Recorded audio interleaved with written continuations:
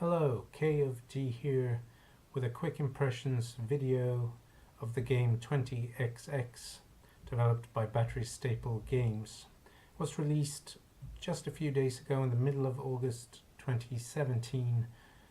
After a period of early access, it's out for the PC currently. I believe there is a PS4 and an Xbox One version coming at some point in the future. The game is a roguelite platformer, and I hope you enjoy this video. Let's get straight to the gameplay.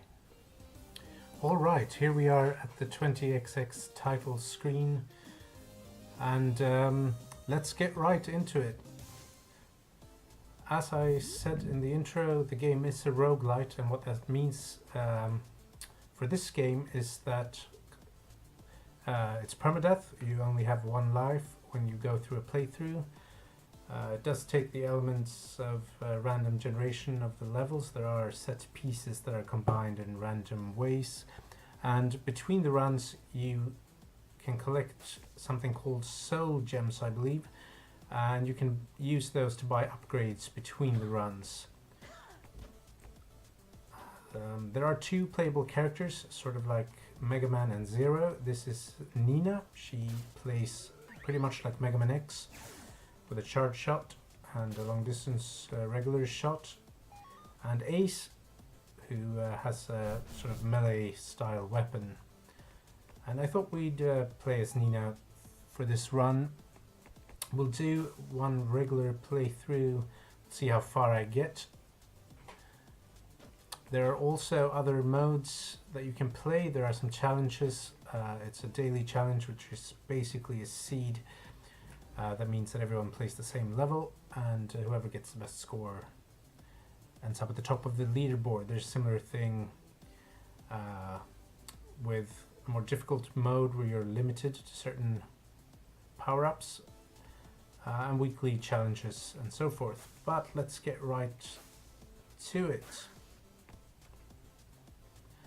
3 difficulty levels: normal, an easier mode where you do have 3 lives. I have not tried this, and a defiant mode where there are so-called skull modifiers that limit your abilities in some way.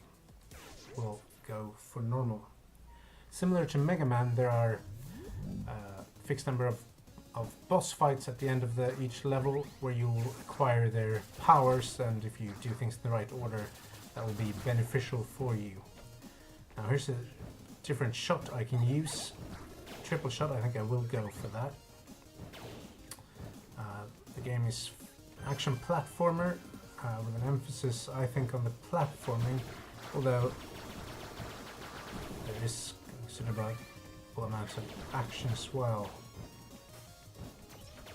So we had, unlike the regular Mega Man games, because the levels are randomly generated, there is you can't really improve by memorizing them, although there are certainly recurring sections that you sort of can memorize, but fundamentally it's a game about learning the mechanics and becoming good at them.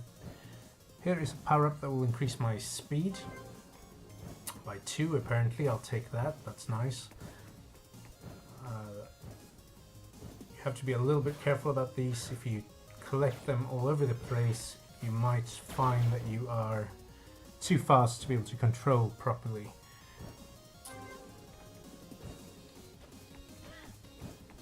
I randomly ended up in this sort of factory theme for the first level. I've not played this enough to really learn the order. As we'll see, hopefully, if I make it that far. You get a choice of 3 levels after each one. I picked up a token there. There are machines before each boss fight, or I think they randomly spawn where you can spend these tokens and get random power-ups. There are also these glory zones where it's a bit of a gamble. You risk losing health doing them, but if you get to the end of them, in this case without taking too much damage, I believe I will get something for it. Now I did fail there, so No point in trying again. I will have to escape. I will unfortunately not get the power up. Health pickups, they can also be dropped by enemies, as can something called nuts, of which I only have one. You can use these in these sort of vending machines to buy health or energy for your boss weapons. There's another speed power up, let's go for that as well. I think I'm dangerously fast yet.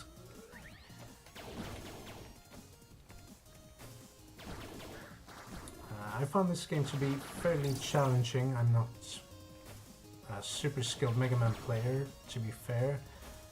I've not yet beaten it actually. I've made it to the 8th level. I think that's the final one. There might be some extra challenges at the end, who knows. Perhaps we'll find out, perhaps we won't this time. I still cannot afford any power-ups.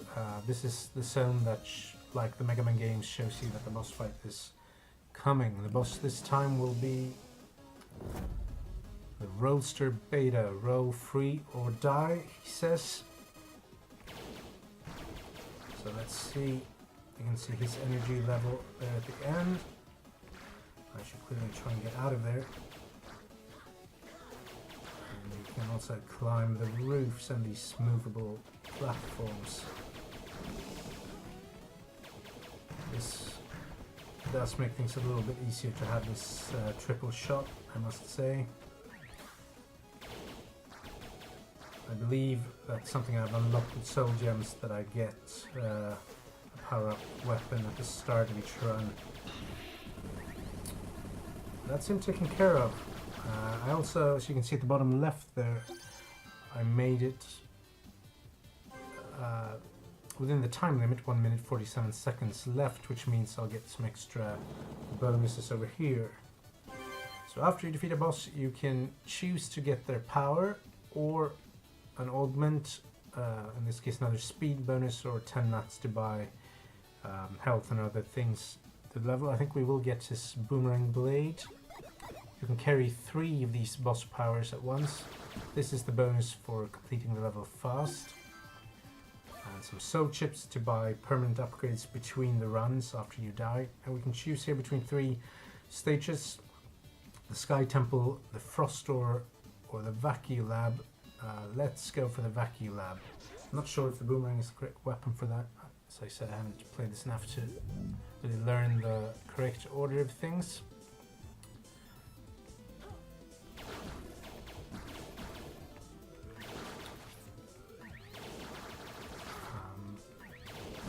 Challenges, of course, some enemies like that one glow with a different color than the normal one. That means if you defeat them, you can get some soul chips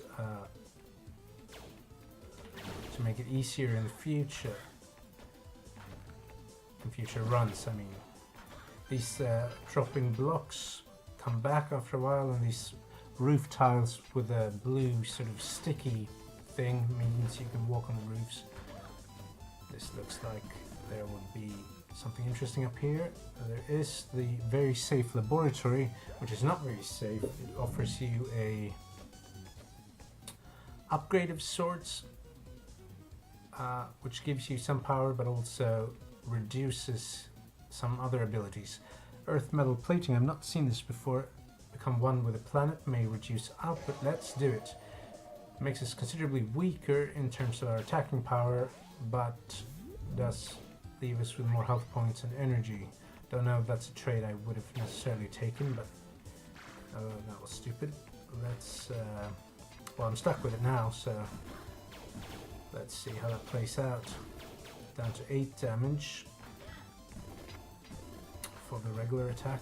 Oops, we were supposed to go down here. Yeah, alright, that was a falling floor down there. I'm really not doing very well right now. Need to get a grip of things.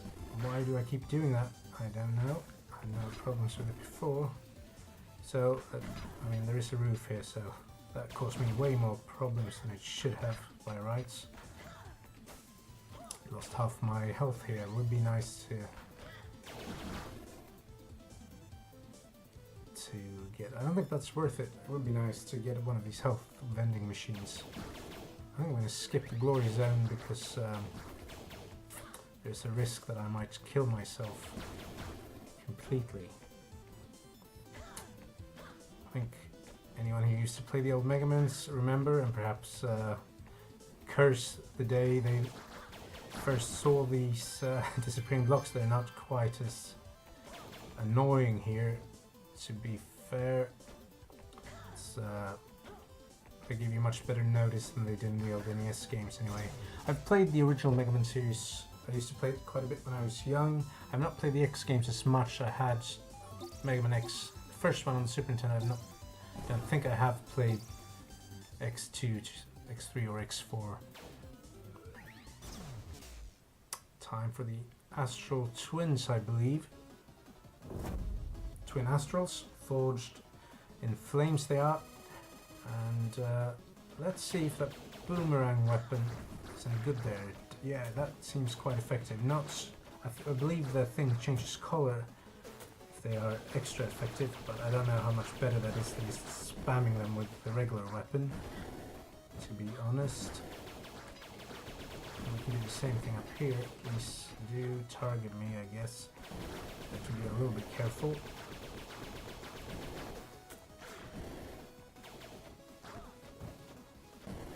This might be a little too brave.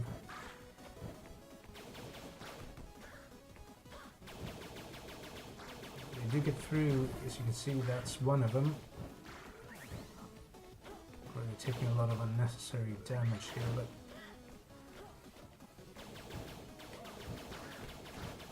not much left, so there we go.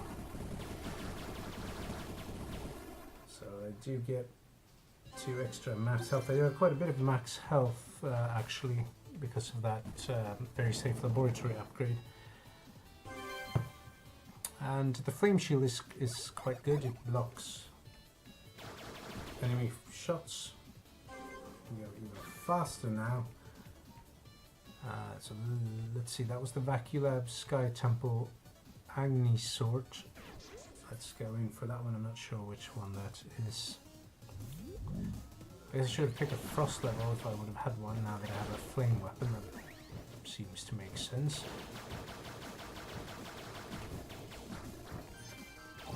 I believe they're enemies as you progress. You get upgraded versions of them the further into the game you get.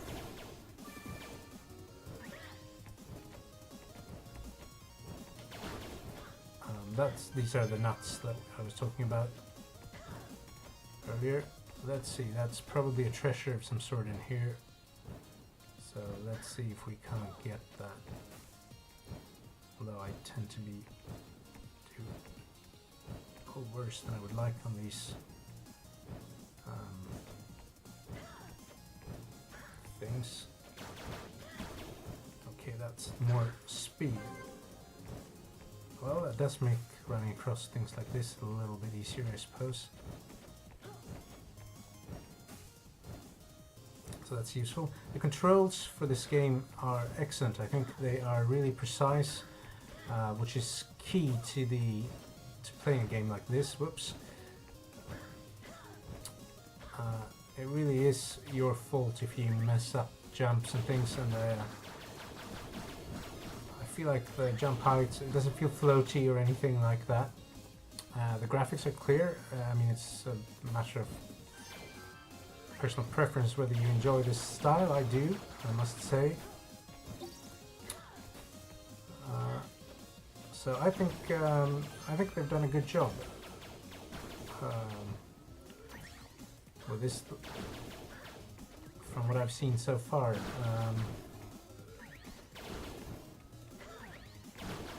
The difficulty level seems pretty fair to me. As I said, I'm not a super player. I think it is easier than the old Mega Man games in some ways, but I think that it's not so easy that you get bored. This is one of the token machines. I had one token. I got some energy, which is used for the special weapons. Here you can buy additional augments. let's go for that one. I think that seems useful. We're doing pretty well, so I think we can handle the Perforator Alpha.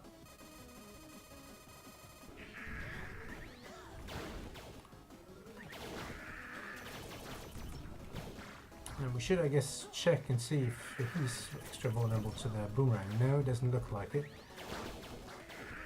So, let's see. We might break this off after this level. I think it's giving you a decent idea of this game, so we'll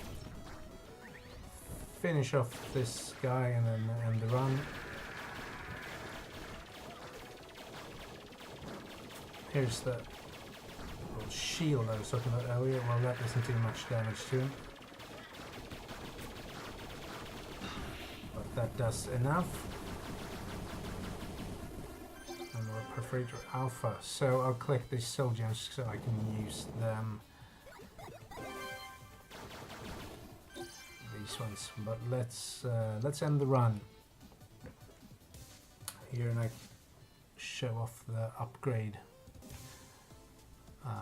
So now I have the 15 soul gems from last time, and I can choose to spend them on these things. For instance, these power-ups that can show up, like the striking feather. Let's get it. Let's also get this power enhancer. That is a quick view of 20XX. Like I said, I think it's a very fun game. I believe it costs 14 euros on the Steam shop, and I think that's well worth it.